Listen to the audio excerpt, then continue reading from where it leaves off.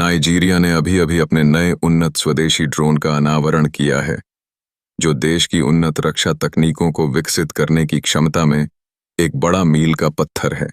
Brussels में खुफिया briefings की एक साधारण सुबह अचानक यूरोपीय रक्षा हल्कों के लिए सदमे में बदल गई। उन फाइलों ने कुछ ऐसा उजागर किया जिस पर कुछ महीने पहले तक किसी को यकीन नहीं होता। नाइजीरिया ने वैश्विक रक्षा उद्योग को हिला दिया था। यही वही देश है जिसे लंबे समय तक उसकी मुद्रा संकट और विदेशी सैन्य सहायता पर वर्षों की निर्भरता के लिए खारिज किया गया था। फिर भी हाल ही में नाइजीरिया ने ऐसा आश्चर्य दिया जो उधार ली हुई तकनीक दिखाने से कहीं आगे निकल गया। नाइजीरिया ने सिर्फ तकनीक प्रदर्शित नहीं की, बल्कि पूरे वैश्विक हथियार व्यापार से सीधा कह दिया, हमें अब तुम्हारी जरूरत नहीं है। और आज मैं आपको समझाऊंगा कि यह सिर्फ सैन्य मसला नहीं है, बल्कि अफ्रीका की दुनिया से जुड़ने की पूरी सोच को बदलने वाला सुधार है। और इसकी शुरुआत अबुजा की एक कमजात इमारत से हुई। आइए आपको अब से 11 साल पहले यानी 2014 में ले चलते हैं। नाइजीरिया का उत्तरी इलाका अराजकता में था। वो 276 लड़कियां जिन्हें चिबोक से बोको हराम उठा ले गया था, क्या आपको याद है? पूरी दुनिया देख रही थी। नाइजीरिया भागदौड़ कर रहा था और सोशल मीडिया पर हैशटैग छा गए थे। तो फिर उन्होंने क्या किया? वही जो कोई और अफ्रीकी राष्ट्र करता। अमेरिकियों ने दावा किया कि वे नाइजीरिया को वो $600 मिलियन वाले सुपर टुकानो जेट 18 महीने में दे देंगे। लेकिन 7 साल बाद 2021 में वो विमान नाइजीरिया पहुंचे। और जब तक नाइजीरिया इंतजार करता रहा तब तक क्या हुआ? यूरोप के कुछ देशों से बड़े क्षेत्र आतंकवादियों के कब्जे में चले गए। लोगों ने मुश्किलें झेलीं। उन आतंकी समूहों ने अपनी ही सल्तनत बना ली। पैसा नाइजीरिया में मौजूद था, पर समस्या कुछ और थी। अब देखिए, एक अफ्रीकी राष्ट्र के रूप में हथियार खरीदना केवल धातु और इलेक्ट्रॉनिक्स खरीदना नहीं है, बल्कि साझेदारी में निवेश करना है। और उस साझेदारी में नियम होते हैं। हाँ, हम आपको हथियार बेचेंगे, लेकिन आपको हमें संयुक्त राष्ट्र में वोट देना होगा। आपको अपने बाजार हमारे लिए खोलने होंगे, यानी आप बहुत ज्यादा स्वतंत्र नहीं हो सकते। एक रक्षा मंत्री ने बहुत अच्छी बात कही, हर हथियार की दुकान क्यों हमसे हमारी संप्रभुता गिरवी रखने की मांग करती है? जरा सोचिए, अगर आप अपनी बात ठीक करना चाहें तो हर बार आपको अपने पड़ोसी से पूछना पड़े। यही अफ्रीका की हकीकत है। लेकिन जरूरत के बारे में कहावत तो आप जानते ही हैं। 3 अप्रैल 2025 को सबको लगा कि अबुजा में बस एक और गुरुवार की सुबह है, लेकिन उसी दिन नाइजीरिया ने डांजा अटैक ड्रोन प्रदर्शित कर दिया। और मैं किसी तुर्की से लाइसेंस लिए गए या चीन से जोड़े गए पुर्जों वाली चीज की बात नहीं कर रहा। मैं उन उत्पादों की बात कर रहा हूं जो पूरी तरह नाइजीरिया में बनाए, तैयार और परखे गए।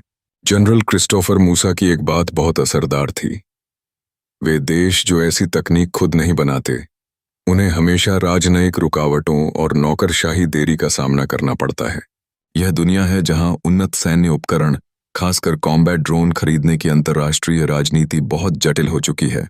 और भले ही आपके पास पैसा हो, आपको वही मिलेगा जब उन्हें देना मंजूर हो। लेकिन यह ड्रोन सिर्फ इसलिए अहम नहीं है कि यह मौजूद है। असल अहमियत इस बात की है कि यह किस चीज की निशानी है। इसमें सटीक निशाना लगाने की क्षमता है, रियल टाइम सैटेलाइट कम्युनिकेशन है, और यह 14 घंटे तक हवा में रह सकता है।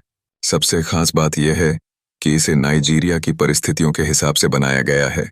यह उपकरण घने जंगलों में छिपे डाकुओं, नदियों में तेल चुराने वालों और उस गर्मी के लिए तैयार किया गया है जो विदेशी तकनीक को तोड़ देती है। इसे तुर्की के ड्रोन से मिलाइए जो सब खरीद रहे हैं। वो ड्रोन तुर्की के मौसम और जमीन के लिए बने हैं। और कीमत का फर्क देखिए, नाइजीरिया अपने खर्चों का 60% बचा रहा है। लेकिन एक और बात थी जिस पर मीडिया ने ध्यान नहीं दिया। जब सबका ध्यान नए ड्रोन पर था, नाइजीरिया ने चुपचाप और भी ज्यादा खतरनाक चीज बना डाली।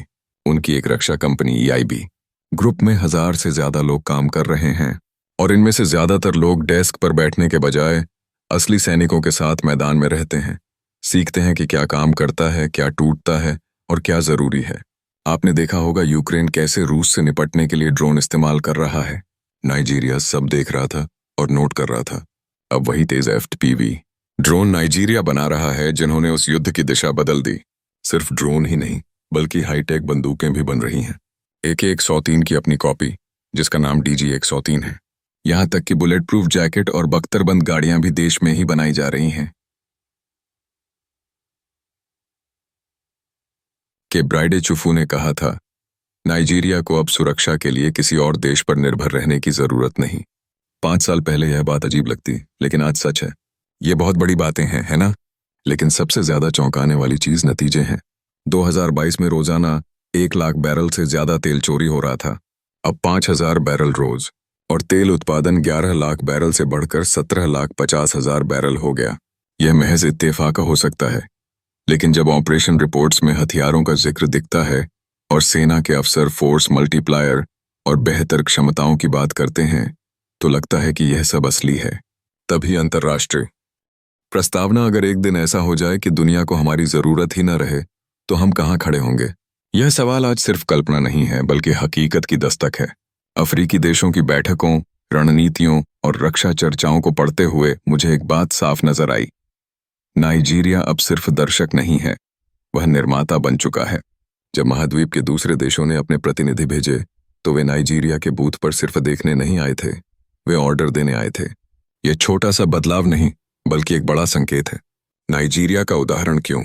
क्योंकि नाइजीरियाई हथियार स्थानीय मुद्रा में खरीदे जाते हैं। वे अफ्रीका की गर्मी, धूल, जंगल और रेगिस्तान हर माहौल में काम करते हैं। और सबसे जरूरी बात, इन हथियारों पर किसी अंतर्राष्ट्रीय राजनीति का बोझ नहीं है। आपके पास पैसा है तो हथियार आपका, न कोई शर्त, न कोई दबाव। सोचिए, जब नाइजीरिया अपने ही कारखानों में ड्रोन बनाता है, तो वह क्या करता है? वह बाहरी देशों पर अपनी निर्भरता कम करता है। वह यह सुनिश्चित करता है कि सुरक्षा के नाम पर हमें ब्लैकमेल न किया जाए। वह तेजी से प्रतिक्रिया दे सकता है, चाहे सीमा पर हमला हो या आंतरिक विद्रोह। यह सिर्फ रक्षा की बात नहीं, यह आत्मनिर्भरता की दिशा में उठाया गया ठोस कदम है। अंतर्राष्ट्रीय तुलना। अब आइए तुलना करें। तो तैयार रहिए। पहले आपको उनके मानवाधिकार रिपोर्ट कार्ड पर पास होना होगा। आपका सिस्टम, आपका समाज, सब कुछ उनकी कसौटी पर तौला जाएगा। चीनी हथियार? तो याद रखिए, हर सौदे के साथ अदृश्य शर्तें आती हैं। रूसी हथियार? तो अगर आप उनके करीबी मित्र नहीं हैं, तो आपके लिए दरवाजा बंद ही समझिए। और नाइजीरियाई हथियार? सीधा सवाल, क्या आपका पैसा है?